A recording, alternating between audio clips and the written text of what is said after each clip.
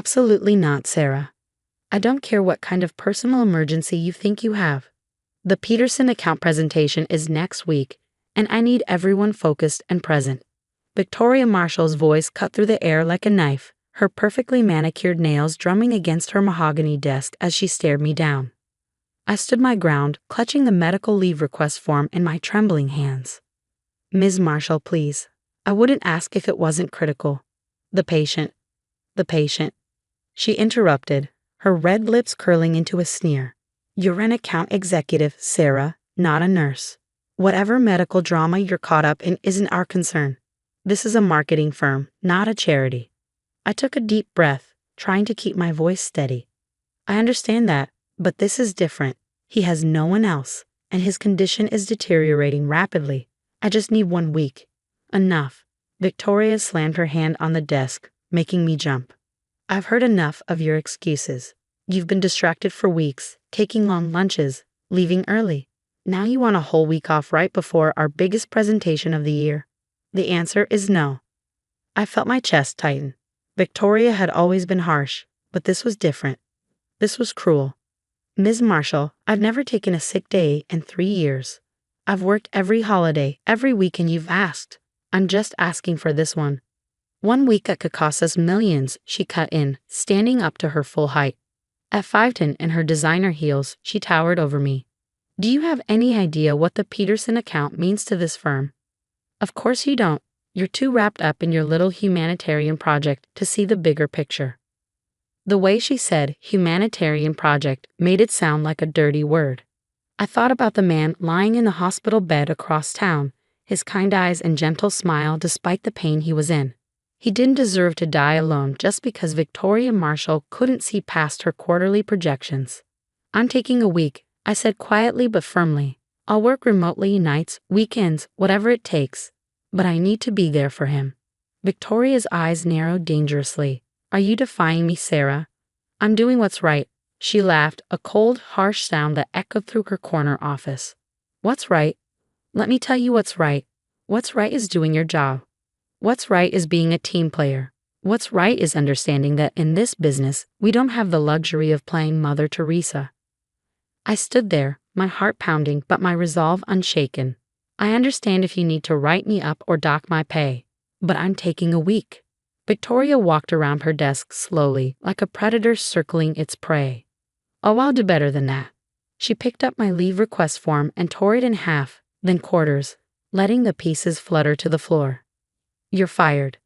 The words hit me like a physical blow, but I refused to let her see me flinch. You're firing me for requesting medical leave. I'm firing you for insubordination, poor performance, and failure to prioritize company interests. She smiled, the expression never reaching her eyes. Enjoy unemployment, Sarah. I'm sure your patient will appreciate your sacrifice. I should have felt devastated. 3 years of my life, countless 60-hour weeks, all the missed family events and canceled vacations, all gone in an instant. But standing there in Victoria's office, watching her smug satisfaction, I felt something else entirely, relief. Thank you for making this decision easier, I said, turning to leave. Oh, and Sarah, Victoria called after me. Don't bother asking for a reference. As far as I'm concerned, you never worked here. I walked out of her office with my head held high, ignoring the curious stares of my soon-to-be ex-coworkers. My hands were steady as I packed up my desk, carefully placing my photos and personal items into a cardboard box. Jenny from accounting hurried over, her face full of concern. Sarah, what happened? I heard raised voices.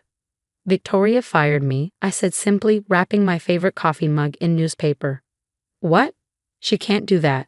Not over medical leave. I smiled at Jenny's outrage. She can, and she did. But it's okay, really. And surprisingly, it was. As I walked out of the glass and steel building that had been my professional home for the past 3 years, I felt lighter than I had in months. My career might be in shambles, but I knew I was doing the right thing. The hospital was a 20-minute drive from the office. As I navigated through mid-A traffic, I thought about how I'd ended up here. It had started. Thomas Edwards didn't look like a man worth millions. In his faded hospital gown, with his silver hair thinning and his face gaunt from chemotherapy, he looked like any other patient. But it was his eyes that caught my attention, bright, alert, and filled with a kindness that seemed to defy his circumstances. "The Great Gatsby again," he'd said when I walked in with the book. "Don't you think that's a bit on the nose for a cancer ward?" I laughed, surprised by his humor. "Would you prefer something more upbeat?" I have the bell jar in my back. That had made him laugh too, a warm, genuine sound that seemed to brighten the sterile hospital room. We'd spent the next hour talking about literature, life, and everything in between. By the time I left, I knew I'd met someone special. Over the next few weeks, I found myself visiting Thomas more frequently. He told me about his life, how he built his investment firm from nothing, how he lost his wife to cancer 15 years ago, how his children were scattered across the globe, too busy with their own lives to visit their dying father. "It's my own fault," he'd said without bitterness. "I spent so many years building my empire, I forgot to build relationships. Now look at me, all the money in the world and not a soul to share it with." But that wasn't entirely true anymore. Because he had me. I pulled into the hospital parking lot, grabbing my box of belongings from the passenger seat. As I walked through the familiar corridors toward Thomas's room, I thought about Victoria's words, "Enjoy unemployment." She had no idea that some things were worth more than a steady paycheck or a corner office. Thomas was awake when I walked in, his face lighting up despite the obvious pain he was in. "Sarah, what are you doing here so early? Don't you have work?" I set my box down and pulled up my usual chair beside his bed. "Change of plans. Looks like I'll be able to spend more time here after all." He studied my face carefully, his keen intelligence not dulled by illness or medication. "What happened?" "I got fired," I said simply. "My boss didn't appreciate me requesting medical leave to be here with you." "Sarah," his voice was filled with concern. "You shouldn't have done that. Not for me. I'm not worth—" "Don't," I interrupted gently. "Don't say you're not worth it. Every human being deserves to have someone by their side during times like this. Besides," I added with a smile, "that job was slowly killing my soul anyway." He chuckled weakly.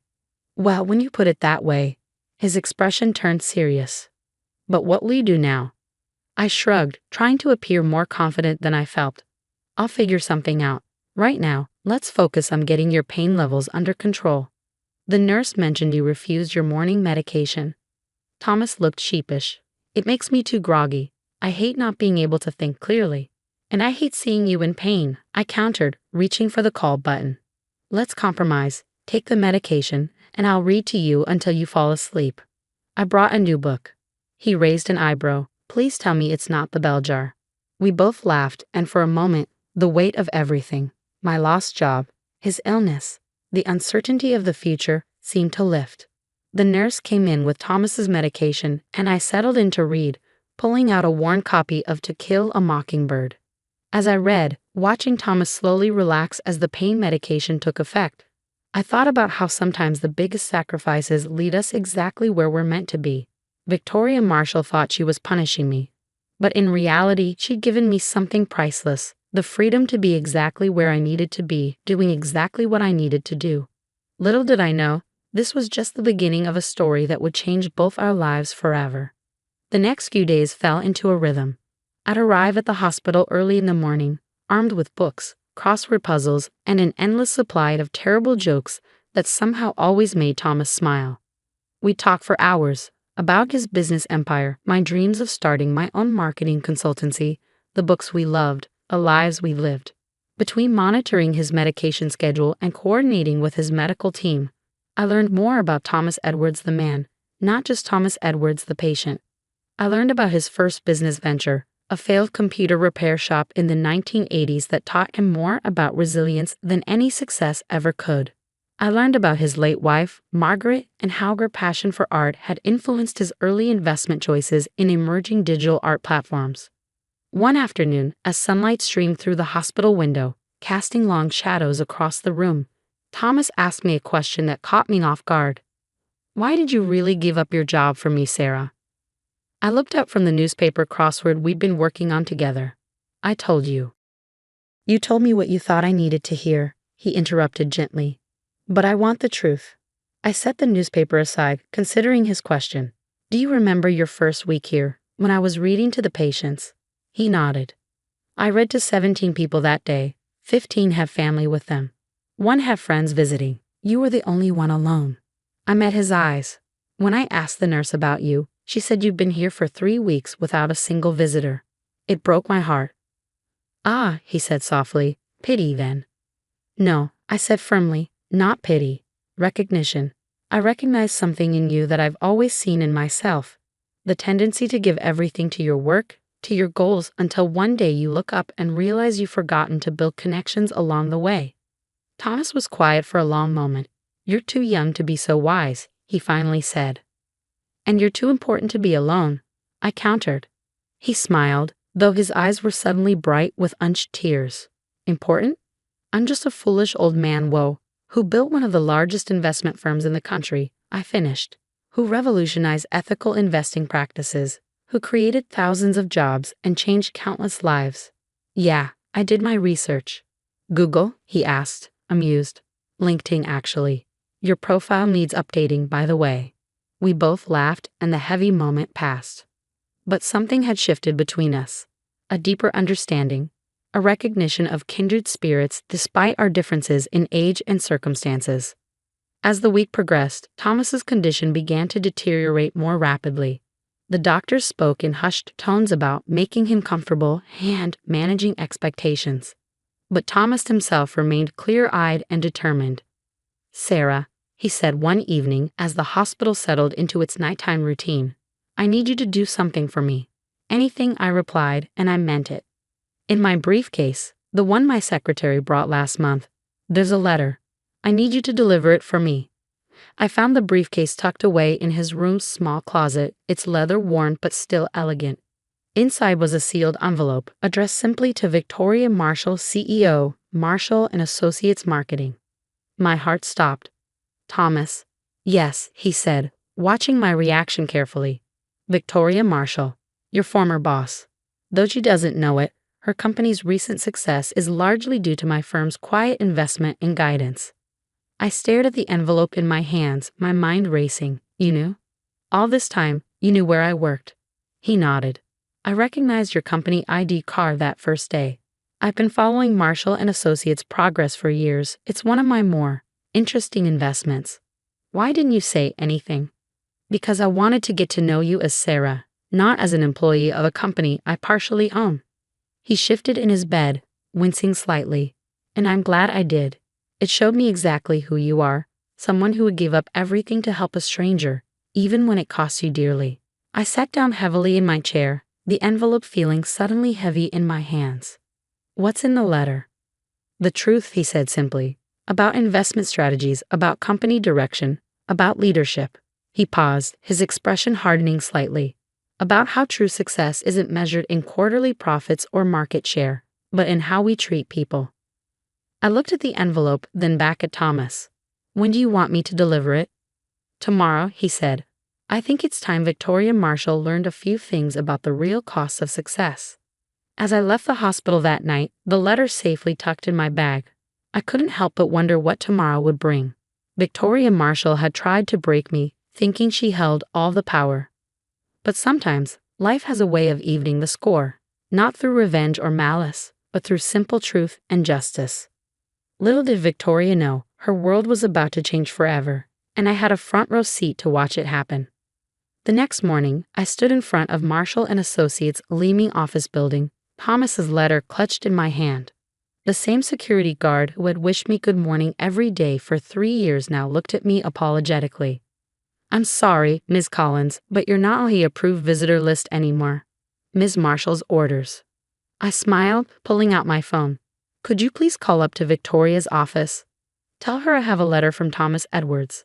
The guard's eyes widened slightly at the name. Clearly, he recognized it. After a brief call, he handed me a visitor's badge, his expression puzzled. Ms. Marshall will see you immediately. The elevator ride to the 20th floor felt surreal. Just a week ago, I'd been rushing up here, juggling presentation materials and coffee, desperately trying to balance my work life with my volunteer commitments. Now I was calmer than I'd ever been, knowing that what happened next would change everything. Victoria's assistant jumped up when I stepped out of the elevator. Ms. Marshall is waiting for you, she said, hurrying to open the office door. I noticed she couldn't quite meet my eyes. Word of my firing had clearly spread. Victoria sat behind her desk, her posture rigid, her expression carefully neutral. Sarah, she said coolly, I assume this isn't a misguided attempt to get your job back. I placed Thomas's letter on her desk. No, Victoria, this is a delivery from Thomas Edwards. She stared at the envelope, her perfectly manicured hand hovering over it. Thomas Edwards, the investor. The same. I sat down without being invited, enjoying the flash of annoyance that crossed her face. He asked me to deliver this personally. Victoria's eyes narrowed as she picked up the envelope. How do you know Thomas Edwards? He's my patient, I said simply. The one you fired me for helping. The color drained from Victoria's face as the implications hit her. Her hands trembled slightly as she opened the letter, her eyes scanning the contents rapidly. I watched as her expression shifted from disbelief to horror to something close to panic. This can't be right, she whispered, more to herself than to me.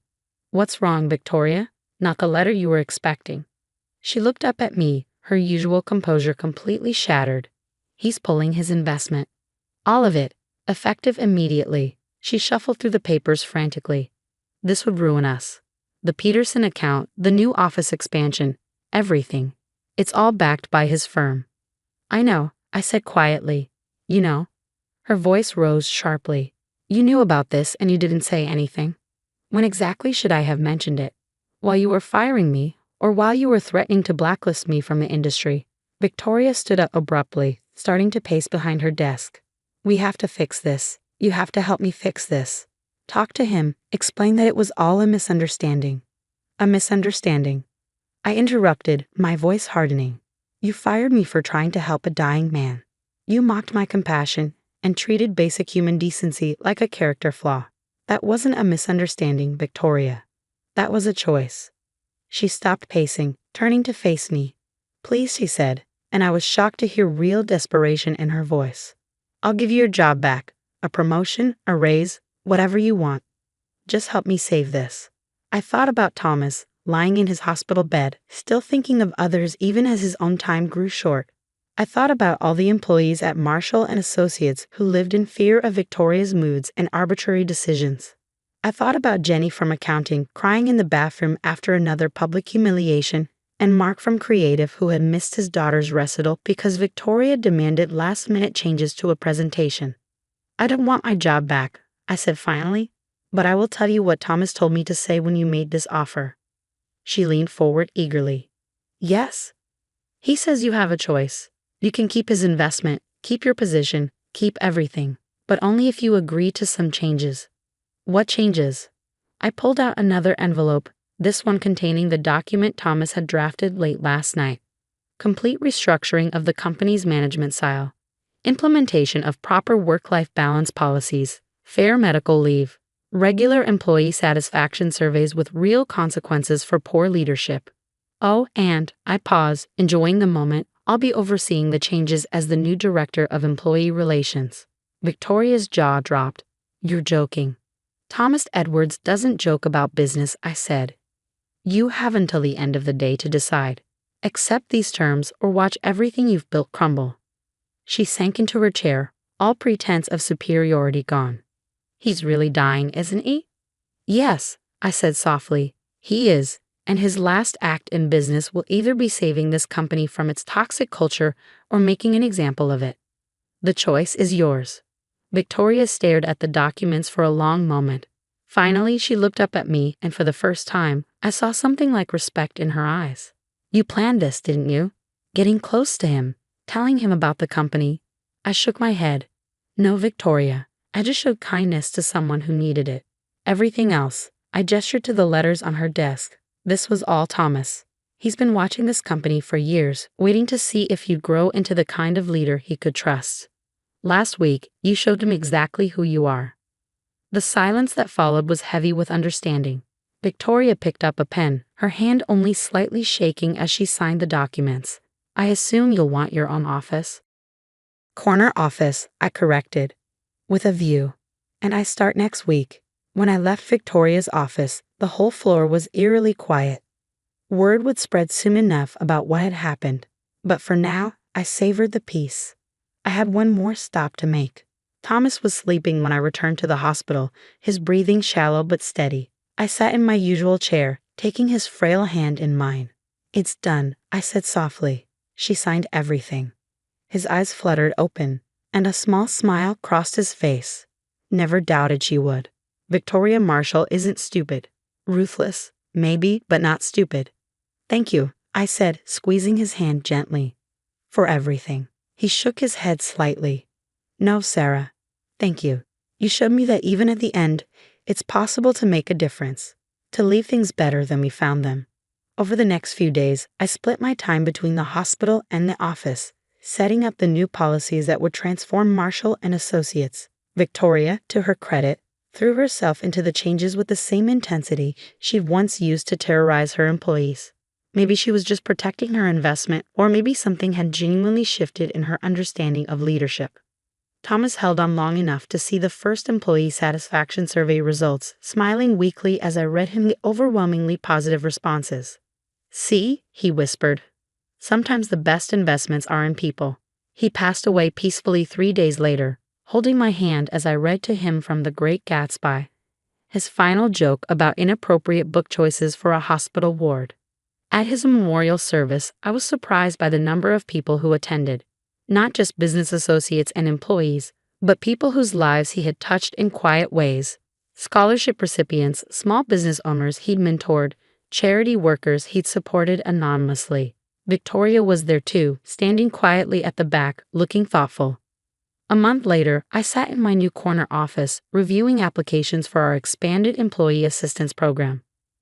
Jenny from accounting poked her head in, grinning. "You'll never believe what just happened," she said. "Victoria approved all the flexible working requests. All of them," and she smiled while doing it. I laughed, glancing at the photo of Thomas I kept on my desk. "People can surprise you sometimes," I said, "especially when someone shows them a better way." As I looked out over the city skyline, I thought about how life has a way of coming full circle.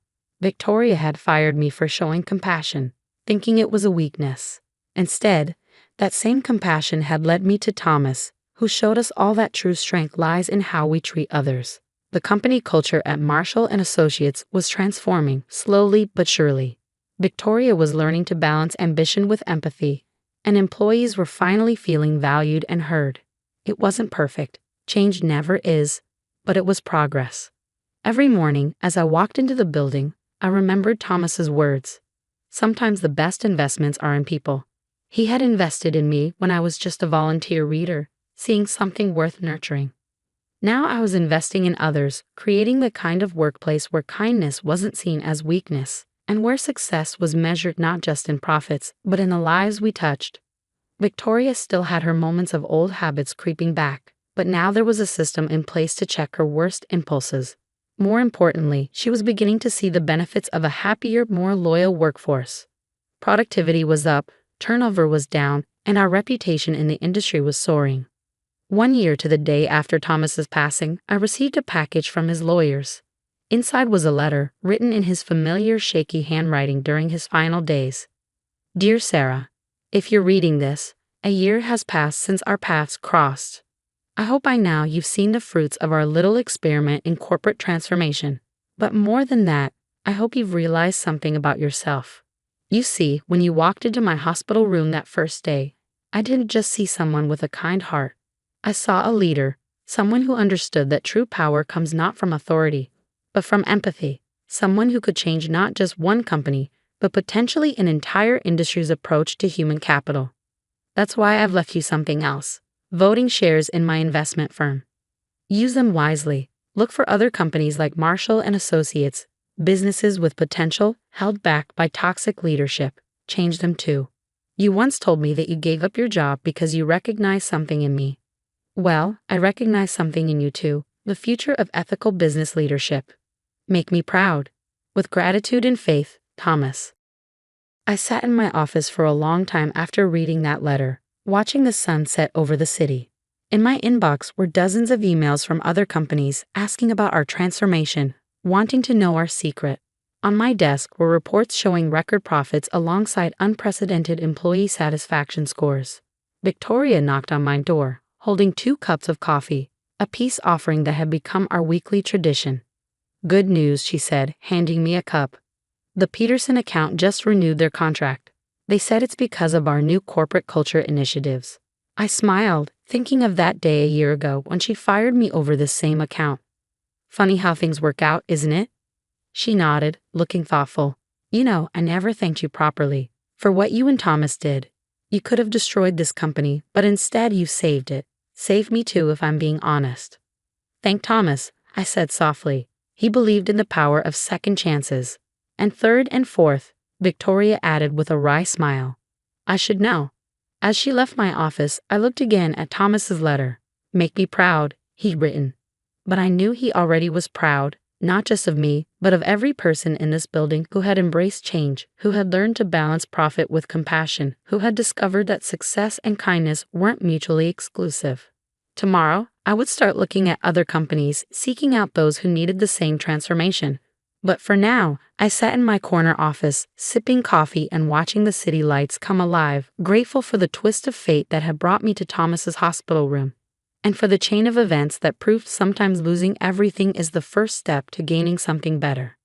The next morning, as I walked into the building, the security guard who had once apologetically turned me away now greeted me with a warm smile. Good morning, Miss Collins, making any lives better today.